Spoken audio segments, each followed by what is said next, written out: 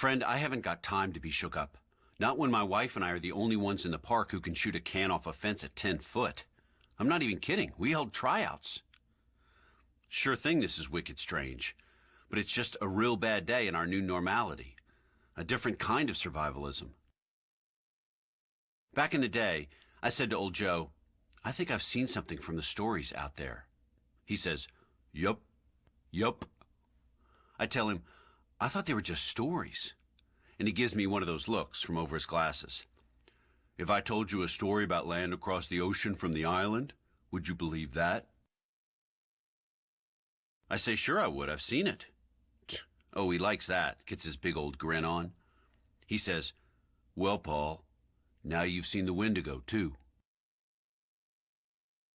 Well, we never really had any trouble with your type on the hunts. Maybe some get a little too keen about waving their fancy swords around instead of a good rifle. I'd tell them, these creatures can take a high-caliber bullet on the skull like you'd slugged a rock at them. So are you positive you want to get up close? There was one guy, though, wanted to blood himself from a Wendigo. That's what he said, and I looked at Annika thinking, this is not going to fly. She told him, no way, no how. Maybe he didn't know the legends like we did, but you don't want to be getting Wendigo in you. He kicked off over that, so we wheeled the truck around, took him back to the airport so fast he hardly had time to pack his little photocopied pamphlets. Like you see on television, what are they called, the morning light? Guess those Moonies are soft in the head after all. I'm not much of a deep thinker. Working in the outdoors, it pays to be more concerned with what's happening than the why. But when the world went all to hell, sure I had to do some considering.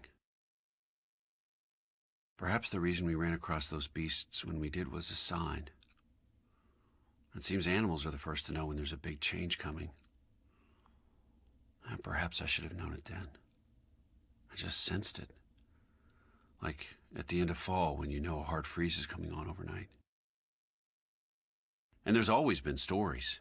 And not just old Joe's, the townies bring their own too. And there's a Kingsmith explanation for all the good and bad in the world. Mostly the bad. Hell, I've told college kids a horror story or two about the old trapper cabin to keep them out of it. When the fog rolls back, what if this is the way the world's going to be from now on?